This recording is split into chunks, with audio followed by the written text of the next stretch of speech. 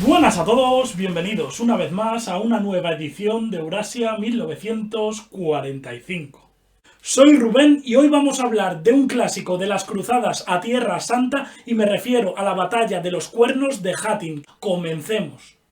Desde la primera cruzada se habían producido continuas guerras entre los cristianos y los musulmanes hasta que la victoria cristiana en la batalla de Monsigar de 1177 y la paz posterior de 1180, el reino de Jerusalén había vivido en relativa paz con la dinastía ayubí que gobernaba Siria y Egipto al frente del sultán kurdo Saladino. Esta ventajosa estabilidad en parte se había debido a la política de conciliación promovida por la facción más moderada de la corte encabezada por el rey leproso Balduino IV.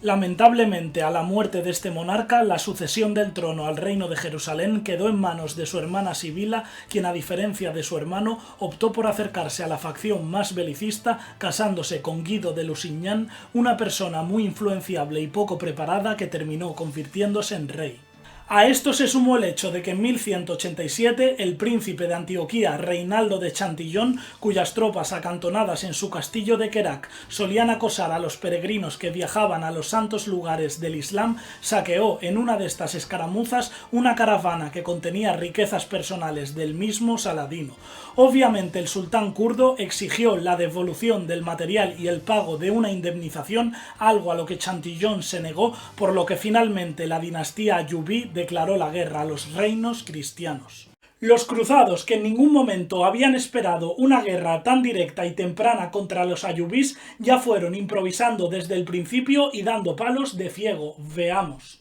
Nada más iniciarse las hostilidades con Saladino, el gran maestre de la Orden del Temple, Gerard de Ridefort, cometió la imprudencia de cargar contra un contingente de 7000 musulmanes acampados cerca de Nazaret, con tan solo 130 caballeros templarios y hospitalarios, resultando, como cabía esperar, la mayoría aniquilados y contabilizándose entre los fallecidos el gran maestre de la Orden del Hospital. A continuación, el 2 de julio de 1187, las 50.000 tropas del ejército ayubí sitiaron la fortaleza de Tiberíades, una de las principales plazas cristianas en Galilea, con la intención de atraer a los cruzados y retarles a una batalla campal sobre la zona. A partir de este punto quedó patente la incompetencia de los cruzados, pues de los 4 grandes comandantes tan solo el conde Raimundo de Trípoli supo ver las intenciones de Saladino, por lo que no dudó en proponer a sus compañeros que evitasen organizar una expedición de socorro a Tiberíades, y eso que su propia mujer Esquiva se encontraba en la fortaleza. Sin embargo, los otros 3, que eran mayoría en la toma de decisiones, optaron por marchar a toda prisa hacia Tiberíades, ya que el antioqueño Reinaldo de Chantillon, que era el más belicoso de todos, impuso su criterio, mientras que el gran maestre templario Gerard de Ridefort deseaba resarcirse de su derrota anterior en Nazaret, y el rey Guido de Lusignan se dejaba influenciar por los otros 2. A sabiendas Saladino de que los cristianos habían picado en su trampa, simplemente se dedicó a dejar que se desgastasen por el calor del verano hasta que llegaran a su destino, donde les esperaría con todas sus tropas desplegadas en los llamados Cuernos de Hattin.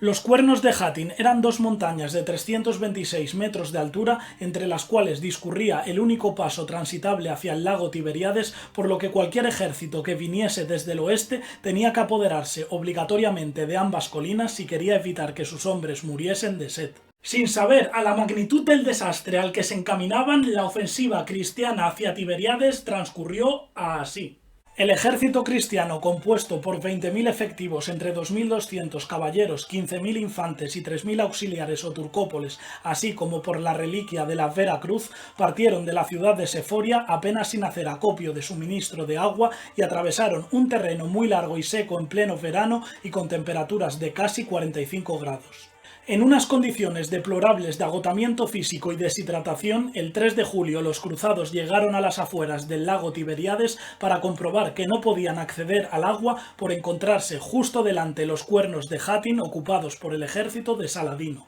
concretamente la colina derecha por la caballería del comandante Muzáfar Gokbori y la colina izquierda por la del comandante Muzáfar Takin al-Din. El bloqueo a las únicas fuentes de agua disponibles para las tropas fue algo con lo que no habían contado los mandos cristianos, ya que cargar contra los cuernos de Hattin para intentar beber era un completo suicidio, pero también retirarse, pues al carecer de reservas de líquido, sus soldados desfallecerían de sed durante el camino. Ante este dilema tan solo quedaba una opción: atacar hacia adelante, aunque sería el propio Saladino quien los incitaría, dando comienzo a la batalla de los cuernos de Hattin. En la noche del 3 al 4 de julio del 1187, los ayubís se encargaron de prender fuego a la hierba seca en los alrededores del campamento cristiano situado ante los cuernos de Hattin para con el humo deshidratar todavía más a los hombres y causarles una mayor sensación de sed. Nada más amanecer en la mañana del 4, la caballería ligera musulmana, pensada para las razias más que para el choque directo, se dedicó a hostigar al enemigo con varias andanadas de flechas para rápidamente retirarse al galope sin que la caballería pesada cristiana pudiera seguirles debido a su mayor indumentaria. Gracias a esta táctica del gato y el ratón, el ejército cruzado que se había ido adentrando poco a poco en el desfiladero de Hattin terminó siendo rodeado por la retaguardia y quedó embolsado. Desesperados por su crítica situación, los cristianos trataron de abrirse paso entre las lluvias de flechas y de hecho algunas unidades lo consiguieron, como por ejemplo el contingente del conde Raimundo de Trípoli, que rompió las líneas musulmanas y escapó de la trampa con sus hombres. Sin embargo, el resto de los infantes, presos del pánico, trataron de asaltar las dos colinas, no sin antes dejar sola a la caballería en las faldas, la cual fue aniquilada por una arremetida del grueso del ejército musulmán. También los que combatían en las lomas, sedientos y con el organismo debilitado por el cansancio, acabaron sucumbiendo en su totalidad. Incluso la Vera Cruz, cargada de simbolismo para los cristianos, se perdió en medio de la batalla y nunca más apareció. Sin la Vera Cruz, la poca moral que quedaba a los cruzados se hundió y los caballeros se fueron rindiendo uno a uno, incluyendo el rey Guido de Lusignan, el conde Reinaldo de Chantillon y el gran maestre Gerard de Ridefort, lo que puso punto y final a la batalla de los cuernos de Hattin. Concluido el choque en los cuernos de Hattin, el ejército cruzado había sido destruido en 3/4 partes, con un total de 16.000 bajas, entre 15.000 muertos y 1.000 prisioneros. En el ejército ayubí se desconocen las bajas, pero debieron ser pocas porque su victoria fue total. Nada más materializarse la capitulación en los cuernos de Hattin, tuvo lugar un hecho muy curioso cuando Saladino hizo llamar a su tienda a sus dos prisioneros más valiosos, el rey Guido de Lusignan y el conde Reinaldo de Chantillon, ofreciendo beber agua al primero pero no al segundo, quien sin permiso cogió la copa y dio un sorbo. Fue entonces cuando Saladino ejecutó con su propia espada a Reinaldo de Chantillon, a quien odiaba por haber saqueado su caravana, justificando aquella actitud con las siguientes palabras: un rey no mata a otro rey, pero este había excedido el límite. Ha muerto por su maldad y perfidia. Las consecuencias de la batalla de los cuernos de Hattin fueron catastróficas para los reinos cruzados, ya que en tiempo récord cayó la fortaleza de Tiberíades, que los ayubís ya estaban sitiando desde el inicio del conflicto, pero también Acre, Nablus, Jaffa, Sidón, Beirut, Ascalón y el 2 de octubre de 1187 la propia Jerusalén, causando con ello un golpe demoledor al proyecto de las cruzadas del que jamás se recuperarían.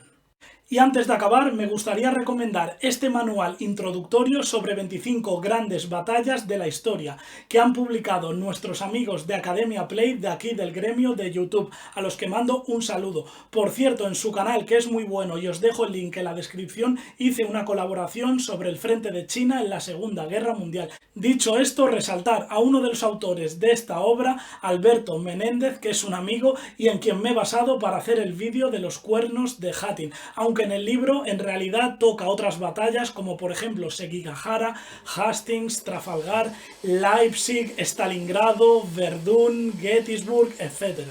Y hasta aquí el programa de hoy, que espero que os haya gustado y hayáis aprendido mucho. Por cierto, alguno de vosotros me habíais pedido que hable algo de las cruzadas, pues ahí lo habéis tenido. Dicho esto, lo de siempre, invitaros a suscribiros a este canal, a darle a like, a dejar vuestro comentario en la caja y sobre todo a visitar mi página web de la Segunda Guerra Mundial, www.eurasia1945.com. Adiós.